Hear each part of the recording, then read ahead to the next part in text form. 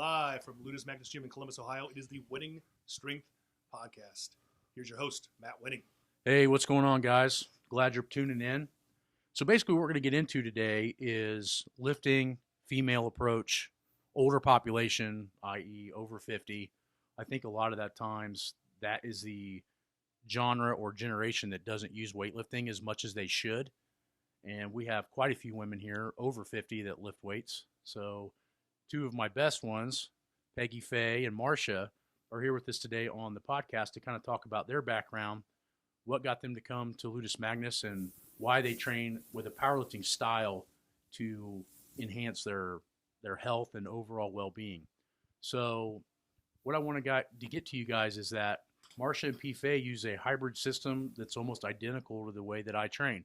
So when I come in and lift on Friday, we modify the weights and the resistances, obviously, but the protocol is roughly the same. And I'm 38 and former world-class lifter, and these guys are just turned 57 and 63, right. Correct? So so we just threw P. Faye a 60th birthday party, even though she turned 57. That's close. So that's how we do things around here. But so I just wanted to get into you. We'll start with you, Marsha. What got you into lifting weights in general? How long have you been training? And what were the differences that you saw when you came here? Okay. I think probably I started actually working out when I was 20, but it was a different kind of workout, mostly cardio. I would say I was like a cardio queen. Would you say that was based on the era? So that time? Right. Went through all the fads. So what year would that be? Probably 76, graduated from college. Yeah. So I mean, I was born in 79, but the point is that I've read a lot of material from those eras, and you realize that female training all the way up and probably till the late 90s was mostly cardio based on the research that we were doing from my school at Ball State. Dr. Costal only researched cardiovascular training. So when you looked in magazines on how to work out, it was walk, jog, treadmill, jump rope, all the things that were available at that time. Exactly. And then I went into more of a group fitness training where we did step, more aerobics workout, gradually added light weights to that. And then through like maybe the middle of the 90s, started doing more of a boot camp format. Mm-hmm. So as I started to age, and I could tell that my joints were starting to wear. So my knees were starting to bother me from running. From the impact. Right. Shoulders were starting to get sore and injured. And I thought, as I got older, I want to avoid surgery. What should I be doing? And that's what brought me to you. I had some tweaks that I needed to have taken care of, but didn't want to go through any kind of a surgery. And I'm sure that you went to some specialist that probably told you it was time to start doing surgeries. Exactly. And backing off of working out, but never told you that you needed to change the type of training you were doing. That's right. Or he told me to stop. I thought, not wanting to hear that. Yeah. So we can see the frustration that I get with a lot of doctors is when they go to to get their PhD or their MD. I mean, the amount of schooling they get on exercise science is maybe a month if you're lucky, out of a 8-10 year process. And what they're reading is 25, 30 years old because it's already in a textbook. Right. So what I found is that with Marsha is that she had the general overuse injuries from doing high impact activities. And then what we did is switched her over to training that was based on structural weaknesses and fixing muscle groups. And then you say, how bad would you say your shoulders and knees were hurting when you got here, 1 to 10, like 10 being the worst? Oh, I would say about 7. And then what do you feel like they are now? I'm not bothered by them now. So that's a big difference. So if you're having a lot of joint pain and you are physically active, which I would put Marsha at the top echelon of that activity level. There's not too many people women especially in their 60s that hold 16% body fat, but women in general. So if you're lean and you're working out really hard, but the type of workouts you're doing are starting to cause wear and tear issues, it may not be because you're getting older. It might be because you're training incorrectly, and it might be time to seek somebody that's a professional, whether that's coming here to Ludus Magnus or if you're so far away that's not possible. Seek someone out that has a different approach to training. Right. So I'd also say body image changed a little bit too, because I didn't want that skinny body image look anymore that was so prevalent in the 70s and 80s. I thought, my whole perception of what looked good actually changed. I want to be strong. Awesome. So that's what I wanted to get with people in your perspective too, is don't just worry about the scale worry about the body fat percentage, which is what I've told you for a while now. And it's easier. Marsha is one of the easiest ones I've ever trained as far as body weight's concerned. But that's the trick, is it's not how much you weigh, it's what your weight accounts for. So if you have low body fat percentage and you weigh 5 pounds more, you're actually going to look thinner, and you're going to be stronger. And if you look at a lot of the European studies on mortality rates, one of them that they're starting to plug in now is strength. So it used to be VO2 and then, all these other factors, heart rate, blood pressure, which are all very important, we know. But one of them that they're starting to imply overseas is how strong you are. Because when is the last time you saw a strong 70-year-old that couldn't do what they wanted to do? They're weak and feeble. So strength is a huge proponent of why Marsha is aging so slowly compared to if we were to go to MCL and see the other, or I wouldn't say at your age a nursing home yet. But if you were to walk around and see the average 63-year-old, they'd be beat down, multiple surgeries, messed up. So you have invested probably in your younger years, maybe 6-10 hours a week of working out. And then in these years, you come in and lift with me and maybe do a little bit on your own. I don't know what, but you lift 4 times a week, about 4 hours. Right. So it's 4 hours of investment a week for you to stay healthy. Right. So the people that tell me they don't have time, it's not the time at your age bracket. It's the fact that this isn't important. Right. And in my opinion is, well, I have kids, I have grandkids and this and that. Wouldn't you rather be around in good health to play with them? Yeah. Yes. Mm-hmm. So the investment and saying you don't have the time just means you don't have the work ethic to do it. Mm-hmm. So then now we'll get to PFA. So tell us your background, how you started working out, what you used to do, all your crash dieting secrets. There were a lot of crash diets, but no secrets. It's all the same. You don't eat. Yeah. So there's no secret there. Yes. Well, like Marsha, I was active my entire life. Started playing softball from the time I was 9. I played high school tennis and softball, collegiate tennis and softball. So always active, running, the whole gamut with, like Marsha, all the classes and this and that. How I got into powerlifting, as Matt said, I'm 57. So 2.5 years ago, I injured an ankle on the tennis court. And this was my second ankle because I'd already had a surgery on the other ankle with the same thing. So I go into the doctor. They tell me, oh, your perineal's torn on this foot. You're going to need surgery again. Mm-hmm. So fortunately, there were some life circumstances going on that I couldn't have the surgery then. Mm-hmm. But I decided, my girls were powerlifting in this gym already. Super strong. They enjoyed it immensely. But I said, what can I do to avoid this surgery? So I come into Matt's, explain everything. Because I remember the first time coming over, maybe like a Thanksgiving, and I was showing you something, and you were asking. I think you asked me, and this has been maybe 3 years ago, what made this place so special. And I told you that I was one of the best in the world at doing it, and you kind of gave me a weird look. Okay, sure whatever. You are. Yeah, everybody's the best in the world. And I remember within the next 6 months, it won you over. How much stuff fixed you. Absolutely. And I'm not saying I'm the only one in the country that can do that, but I was telling, like I've told you guys before, if you were to ask me, okay, I have an endless amount of money and I can move wherever I want, who would I go train with if you stop training? And the answer would be, I only know a dozen people in the country that I would be comfortable that they would do at least somewhat what I do. So the lack of educated trainers is very, very short, and then when it comes to being able to work around or fix an injury is even less. Right. Because now you have to have somewhat of physical therapy or biomechanics background and know when to push and know when to shut it down. So I would find that rarely Marsha and PFA are two people that sometimes I have to tell when to stop, not when to go. Right? You guys always want to do more. Right. But you're realizing that you never get hurt. And that's the trick is it's not the person that can do the most in a day, it's the person that can do the most in a year. And if you can stay away from injuries, so tell us more about your perineal and your foot. Right. So on my left foot, I had surgery about 10 years ago. I completely tore the perineal on the tennis court. And how long were you in a cast? I was 6 months in boots and casts and crutches, and it was 7 months of recovery, really. So I did not want to go through that again. Yeah. And I thought, well, after talking with you, I thought, well, this guy, maybe we can just build the muscles on the other leg and I can at least avoid the surgery. I might not be up to par again, but at least I can avoid surgery. Yeah. Because that was horrendous. But so I start coming in the gym.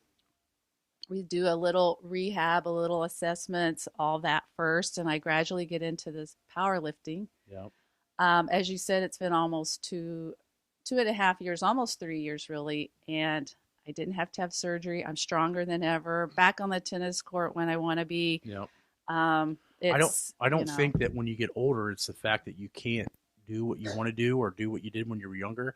It just takes more preparation time and more smarts. So I found that in my own training, that what got me strong at 28 was a little bit more reckless and less thoughtful than what got me strong when I was 37, 38. Right. And I had to do it smarter. It didn't mean I couldn't go as hard. Didn't mean I couldn't, like in your instance, play tennis or go play with my grandkids as hard. It just meant that I had to do it smarter and I had to know what I needed to work on and avoid, doing senseless activity that would actually cause more wear and tear than benefit. Matt, can you talk a little bit more about your grandkids? As much as you probably should. Yeah. Yeah. Well, he plays for LA. He's a mixed ginger. Yeah. Sounds about right. Yeah. So, but I think it's interesting too for like what you guys are talking about, and for our listeners, I'd wonder, and feel free to put comments on the YouTube post for this, but how many of you have had injuries or have had surgery or had recommended surgeries, for things, particularly like shoulder issues or knee issues, hip issues. And obviously, there are times when you need surgery. Yeah. But I find that times you need surgery is like in P-Face case, you need surgery if you tear something off. Right. But if it's still there, a lot of times you can remend it. And what I have found is that probably 50 to 70% of anybody I've ever seen has torn rotator cuffs. Yeah. So it's an easy way out for a doctor to go, oh, well, you have a torn rotator cuff. Yeah. Well, there was a few years ago where my shoulder was hurting so bad, and it was while I was lifting here. I was traveling a lot for work, and there was a time where I was out in Chicago, and I felt like my arm was dislocated. And I went to a doctor, a local doctor here, and he said I had a torn labrum, I needed surgery, I had to have it all scraped out, repaired, or whatever. Came back in here, and I mentioned it to George? Yeah, Albert, yeah. Yeah, and he said, no, here's what you need to do. And he gave me like a stretching. I still do it to this day with the band. 2 weeks later, I had no shoulder pain. Yeah. And so it's amazing. And what he said to me, and I've heard this before, is surgeons want to perform surgery.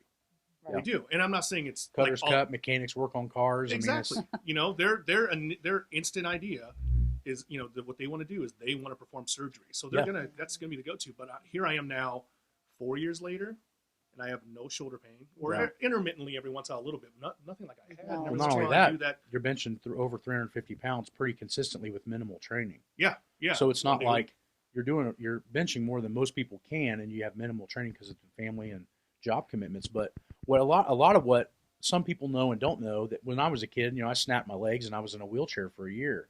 But that is kind of what started the process of me wanting to learn how to train around injury.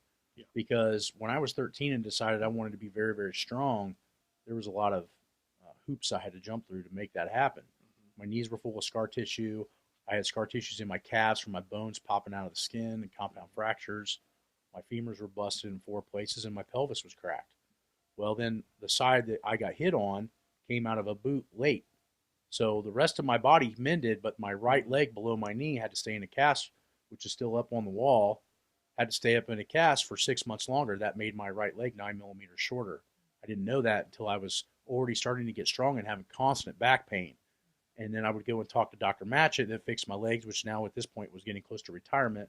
He's like, look, you're stronger than anybody I've ever seen, but maybe now it's just time to stop, And I was like, but this can't be. Like, there's guys that are stronger than me. How are they doing that? So he goes, well, all right, let's look at some facts. Let's put you in a full-body MRI machine and do a bone length scan with a computer. Oh, wow. And I was like, okay. So we did that, and he found out that leg was shorter than the other. Because it's hard to tell.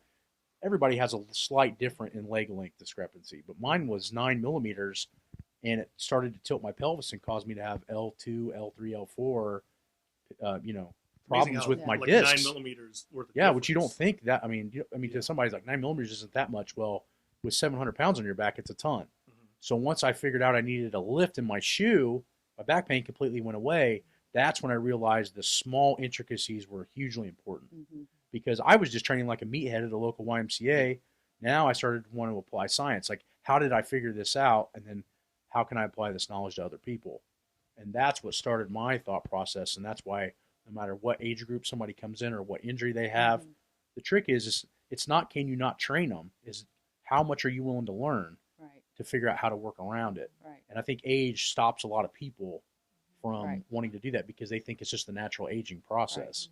Well, so where do you think the misconceptions about lifting and lifting heavy in particular come from? I mean, I know I think for a lot of doctors, obviously they don't do it and don't do it at a certain level that they understand. And again, surgeons want to. I mean, Marsha's son, he's a cardiac surgeon, correct? Vascular surgeon. Right. He's the only one I know of that's in that profession that lifts weights. I mean, Well, and think about, how much out there is, thought out there is even that bench will mess up your shoulders, Mm-hmm. and don't squat if you have bad knees. I mean, I've had doctors, I've had 4 knee surgeries. Well, I think the best way to doctors tell me don't do that because you'll hurt your knees. And I think the best way to answer that is, where does that come from, you guys? Because I can have my own ideals as being an educator in the field, but you guys in the common population, where do you guys think that comes from? I mean, have you had doctors tell you that before? Have you had friends Marsha, tell you yeah. what do you To think? lift or not? To not lift. When I Oh, yeah. have had a doctor tell me that before, not to do anything over your head, which we don't do a lot over in Yeah, here and there anyway. is good reasoning for overhead lifting. Mhm. But in general, I would say doctors tend to want people to stay away from lifting. Why do you think that is, Ife? Well, honestly, I think it's probably, and this is actually a good reason, you need good trainers, first of all. Yeah. You need somebody that knows what they're doing. Yeah. And I think doctors kind of maybe save themselves in a way, because you just can't say, go down to generic gym and start lifting heavy weights. You need a person like you, a Matt Wenning, that knows what they're doing, that can train you for what your body type, what your Posture. injuries are, what your Yeah. posture, there's so many Factors. dynamics there. I think that's but valid. That's really valid. Yeah. I Yeah. think I agree. in some ways it's like, I can understand a doctor saying just don't do it, Yeah. because Like the I Planet- get the it, Planet I Fitness get it, phenomenon. and I got the Especially don't do it anymore. Even after I had the first surgery, you really don't need to play tennis anymore. You don't. I've continued to play tennis, won championships. Now tennis Humble is brutal on your body. Yeah, it's insane. I've cut back a lot because frankly I like powerlifting more. Yeah.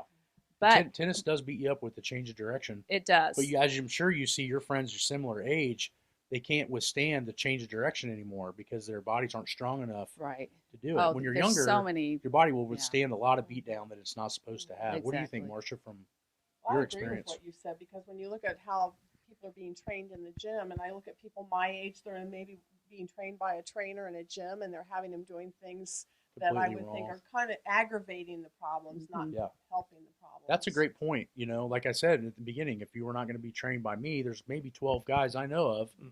in the country, and doctors probably smart wise, I can totally agree with that, because I would rather have a person that's come into this gym and had minimal training than somebody that thinks they know what they're doing and I have to break a bunch of bad habits. We see Right. it all the time here. People that want to come All the train time. with you. Right. But the guys that get the strongest are the ones that have very minimal experience Yeah. that come in Mhm. because they're clean slates. Or are willing to listen and adjust. Like Yeah. I would say, Right. for instance, Rob's a good example of somebody who Yeah. had pretty extensive training in different kinds Yeah. of lifting, but he's willing to listen to you because he Yeah. understands that you know. And he did a lot of things wrong that were just messing him up and not making him better. He was constantly injured. And I think that's kind of why doctors tend to stray away. On the other side of the coin is doctors just don't have a lot of experience. And they also don't know that there are a lot of people that have masters in biomechanics that may know a little bit more about working out than they do. Mm-hmm. Well, let me because ask they're you not- this. Mm-hmm. So let's say you have somebody, one of our listeners, one of our watchers, that wants to lift, has been told not to from a doctor or something like that, and doesn't have direct access to come here or one of the other, say, 12 people like you mentioned. Yeah. What is their best and safest course of action to go about powerlifting and getting strong? If they can't go to a gym with this amount of knowledge, or Yep. one of the If they other can't gyms. go to some place consistently, because let's say they live in, EFE. North Dakota, I would say that you would come to a place like this, like not what interns have done for 12 weeks, but we've seen a lot of people come from Mhm. overseas that come for 2, 3, 4, 5 days, Mhm. and they get everything mapped out. They know exactly what they're supposed to be doing. Go and have a professional assess you even if it means to get out of your comfort zone and travel to them. Mhm. Because, I mean, in reality, let's say it is North Dakota. I don't know anybody in North Dakota other than Colton that's going to go to Kansas as a GA soon that really knows what he's doing. And I'm not saying there aren't people there that maybe do or do not, but I couldn't confirm that. So my point is that don't be afraid to outreach. I mean, when I maxed out the knowledge and education level that I had back home, I traveled 3 hours one way a week to squat with people that knew more than me. Yeah. And that's what made me great, was the fact that I never wanted to be the big fish in the small pond. I always wanted to be the small fish in the big pond and always try to learn from people that were smarter than me. I never had that ego of, well, this guy, he's just stronger than me because he uses drugs, or he's just stronger than me because he doesn't have a real job. He might know something that I don't know. And I always went and did that. So that's the advantage you guys have being here, is that I've seen a lot of things and been a lot of places and traveled a lot of places to learn stuff. Sometimes when I travel overseas, I don't go to those places just to speak. I go to listen and find you find weird things in other environments you would not even think. A lot of the way I think about training comes from sprinting. It doesn't come from lifting. So Charlie Francis that trained Ben Johnson, those guys were way ahead of their time on how to work out. So I don't read just weightlifting stuff. Right. So you might also recommend to somebody, I mean, Instagram's great, but maybe don't just look at Instagram posts with huge lifts, from Instagram. Do your research, do your reading. Here's my, these guys can also say what they think, but my thought pattern is, if you have not been very good or, pretty elite for at least a decade, it doesn't mean you know a whole lot. Because a person that can be really good for 10 or more years means they know how to throttle up and throttle back. Mm-hmm. The next thing is, what education level do they have? If they're just self-taught and self-read, that's another red flag, because I'm not telling you that I learned everything in school, but what I'm telling you is school let me decipher the information very well. So when I read something, I don't just take it as God's word. I take it as, okay, this is something I need to take into account and I need to practice and play with. But a lot of people, you learn critical thinking skills. So if somebody doesn't have, these are my criteria. If you don't have at least a master's, you haven't been elite in at least 10 years, and you don't have that many injuries to your record, or you have a lot of injuries to your record, those are huge red flags that I would learn to stay away from those people. Because it's great that you want to put the time into the gym, but why didn't you want to go and get educated? I think this generation, it's hard because people are like, well, school is a waste of time. And in some respects, you're absolutely right, but you never know what that's going to teach you and how to think. So what are your guys' main criteria if you were going to have somebody go learn from somebody? What would be their main criteria for you guys? Just what you said. Yeah. The education level. Yeah. Really important. And the experience. Yeah. And when we come to you, we know you've experienced it. Yeah. Mm-hmm. Yeah. True. I think the other thing that just popped in my head too is that what's more expensive? Paying for some top level training, or like you said, traveling here and getting a few days of training, go back home, do your thing, maybe call you, set up the workouts, or medication, or, do it, I'm on this medicine, I'm on that medicine, I'm on that. How, some people are on, they see doctors, what's more, and what's more valuable. Quality of life. Right. And speaking of quality of life, it even goes beyond coming here and hitting a big number on the bench. I'm an avid gardener, and I'll spend hours out there. You guys should see, we should get a picture of this backyard. It literally looks like Willy Wonka of flowers and trees. I've never seen anything like it. I don't know how it's even possible. Magical. It's magical. How many bags of mulch did you use that one year to do everything? Oh, 1 year I decided I was just going to bite the bullet and do it myself, and 240 40-pound bags of mulch. And this is in an area, your land's not more than like an acre, is it? It's about an acre. Yeah. There's that's like, what, 4 pallets? Yeah, it's like 4 dump trucks. Oh, it just kept coming and coming and coming. Yeah. I remember going over to your house and seeing Chelsea helping you with it. It looked like she was just her daughter, and she was just halfway dying. Chelsea lives I was like, here too. I went inside. I was like, have fun with that one. Yeah, it was. Yeah, she didn't like me that much. So you guys would say, make sure you find somebody. It's quality of life. Yeah. I enjoy that, and my neighbor will go, I was just weeding this bed over here. My back's killing me. How are you doing that all day? And I'm like, because you deadlift 270. Because I can. Yeah. Well, I can attest it because I can give you the reverse of that. So I used to come here 4 days a week, actually. Yeah, I remember. And then even after the boys were born, like 2 to 3 days a week, I'm here 1 day a week now, and everything sucks. Oh, Everything. Yeah. I feel good today, but everything else sucks. And we, Yeah. our yard we're in constant battle with. And when I was here 4 days a week, I could do stuff like that. Mhm. Now, I mean, I feel like I'm about 20 years older than I actually am because I'm only here 1 day a week right now. Yeah. So it's the exact. The more I'm around people that I went to school with, which I'm sure you guys can attest to because it's Oh, another absolutely. 20 years, Yeah. but I go home and they look 15 years older than I am. And I'm sure you have friends that look 15 or 20 years older than you guys. And the point of it is that I think the aging process has just as much to do with inactivity. And Mhm. you guys don't eat terrible. So eating correct and training is huge if you want to stay younger. You're not going to stop the aging process, but you can slow it way down. It was crazy. Like I went home to Muncie, where I'm from, and went to visit with Sean, one of my good friends in Colorado. He was in town. We went back to visit people we graduated high school with. And I was like, oh my God, I'm the same age as they are.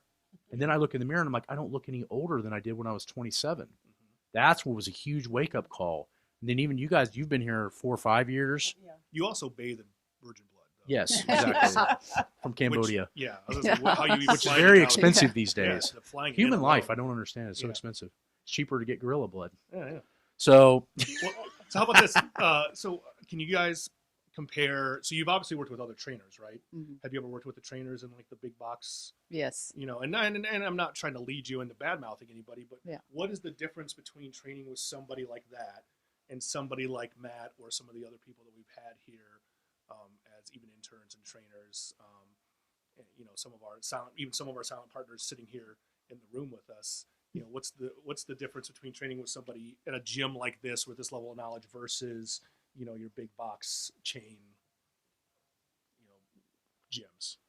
I think the thought process that goes into training an individual person like me, like Matt thinks about me as a person, whereas when you're training in a gym, oftentimes it might be a group training session, but they're not really looking at you individually. They've come up with something to do, but it's not based on what your needs and what Yeah. your strengths are or weaknesses. It's just in general. They're not really looking at you and really contemplating what are Yeah. your needs. you're not Yeah. checking your biology and your No. makeup. Pretty much every client goes through the Right. same 10 burpees, 10 this, 10 Yes, that. right. Next, it's And that's the kinda- thing is what you find, I think, and the reason that set me down that path was I was always conscious and working on my weaknesses, and I'm always finding a way to do something more uncomfortable and not comfortable. So the thing of it is that when they come in, or a group of other people come in, or whoever it may be, the first thought process is what do they need and what is it they haven't done? Yeah. Because the things that they haven't done will show me more than the things they're comfortable with. And I think normal trainers, they have a comfort zone of exercises and ways they do things, and they don't change.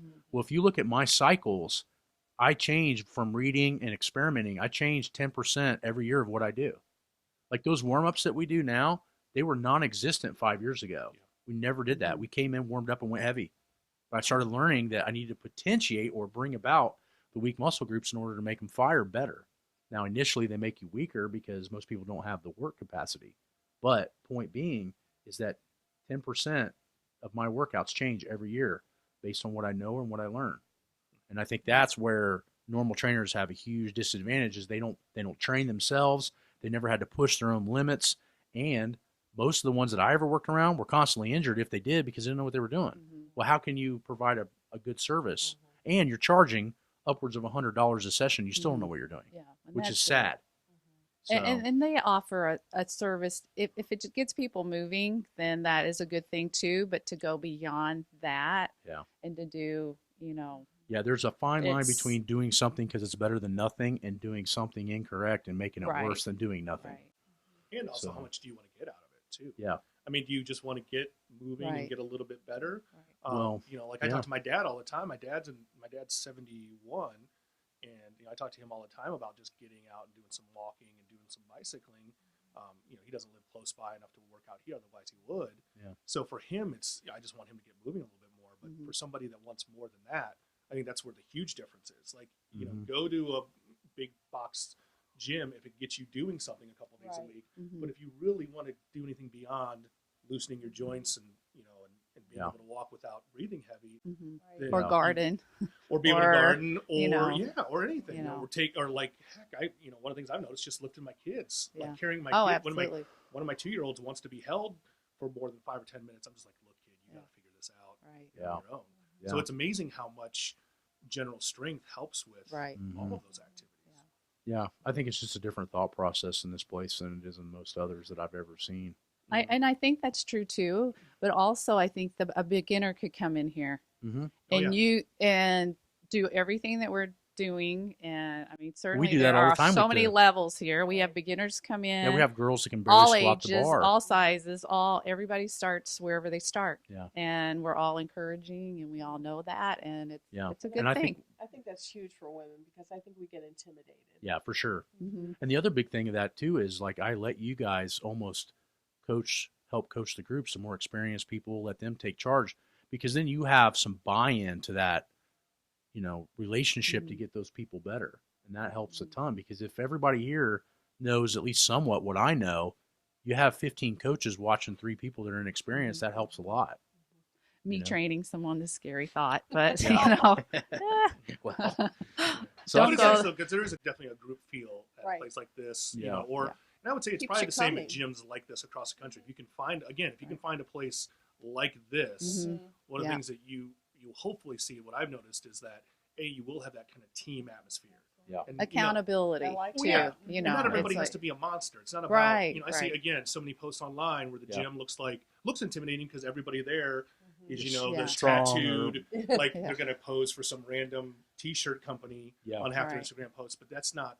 Hopefully, that's not what every gym is like. No, and the other thing is too, it pulls you out. If you're having a funky day, and everybody else is gung ho, it's going to pull you out of that. Maybe Absolutely. not 100%, Yeah. but even if it pulls you out of it 20%, that's why I do not believe in one-on-one training.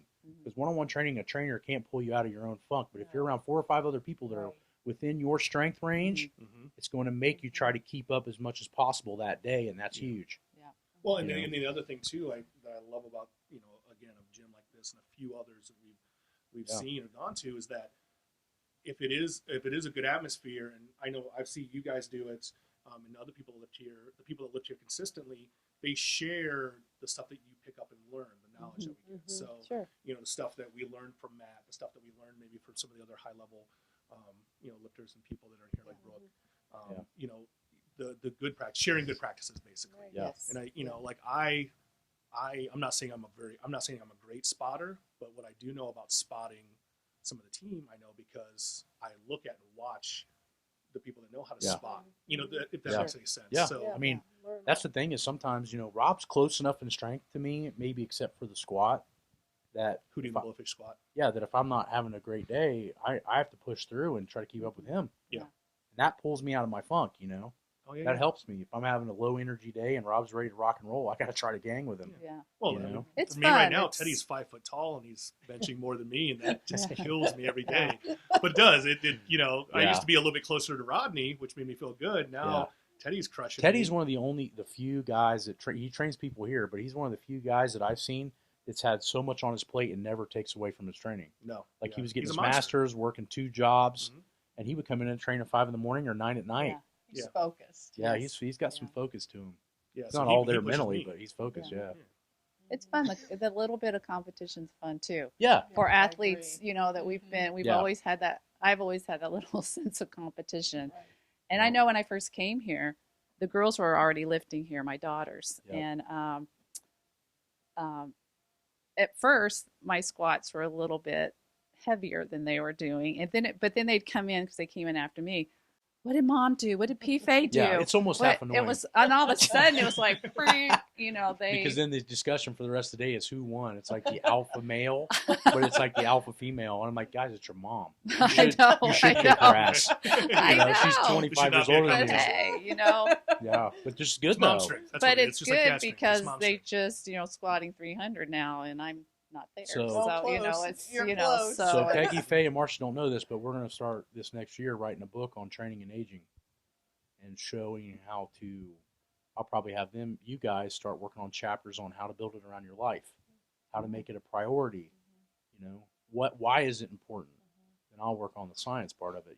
But I want to really work on a book on that because I think there's a lot of misinformation on how It to is, train. yeah. And I would like to see older people show up for these seminars. They think Mhm. it's just if you're a young powerlifter. Right. In reality, I would rather fix Right. a 55-year-old that's brand new into lifting that Right. needs to do everything right, because their gains are immense and they listen really well. Yeah.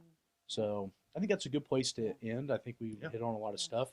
If you guys have any more questions or comments or any of that nature, I would strongly recommend getting my Powerlifting Approach book and the DVD, because it goes over a lot of the methods that we use on everyone, including the women you're talking to right now. If you're in the tactical division, you have to pick up the tactical manual. I mean, there's nothing else like it. It's got SEAL team workouts in it if you're good enough. It's got beginner workouts, and if you're just starting, it's got everything, and it tells you the reasoning behind why you're doing stuff. And then we have a minimal manual, which if you have minimal time, and I stress when you get this manual, it's minimal time. It doesn't mean you're a broke ass and you can't afford different bars. It's not minimal equipment. It's what can you get the maximum of. And that was designed after the first 2 years of training Rob, because Rob could only come 2 days a week, and it's not because he couldn't come more. He couldn't recover from any more. He's constantly beat up. He just got out of cancer. He did his first powerlifting meet on this exact cycle and dealt at 700 pounds. So it was impressive to see. If you'd have told me 15 years ago you could work out twice a week and deadlift 700, in 2 years I told you were batshit crazy, because it took me 4 and 5 times a week for 15 years. Well, I'd say at least 12 to pull my first 700. I remember the first time he benched 400 pounds, which blew me away. And what's he bench now? Bench is 562. Yeah. So, I mean, but you remember when he first started, Oh, he was 40+% body fat and maybe benched, 185 tops? Yeah, if that. So it was really that. What I'm getting at is that minimal manual works very well, but it's not a minimal approach as in equipment. It's a minimal approach as in time. Right. Okay. And then we have the Bands and Chains manual, because I wrote that. It's fairly short and it's to the point, but I'm tired of getting on Instagram and Facebook and seeing everybody set things up wrong. So now there's no reason. I've wrote a book on it and how to set everything up correctly. So if I see you incorrectly setting up bands and you call and ask me a question, I'm not going to answer it. We better get the manual. Read it. So where is it? I need it. So if you want print copies of the manuals, while the print copies are available, you can go directly to wenningstrength.com. Yep. Make sure when you there's a link to email the information you need. Make sure that you include your full address. Yes. Name as Oh it my appears God. in your card. So I can't send it to you if I don't know what state and zip code. Okay. Yeah. So when you include your address, include your full billing address as if you were buying anything from any other website. If you need digital copies, by the time this podcast is up, digital copies of all those manuals will be available at wenningstrengthmedia.com. Yep. Same place you can go for the DVD and soon some digital downloads on videos as well. So it's wenningstrengthmedia.com for your digital manuals and DVD, and wenningstrength.com for the print manuals. Peace. Thanks, ladies. Thank you. Thank you very much.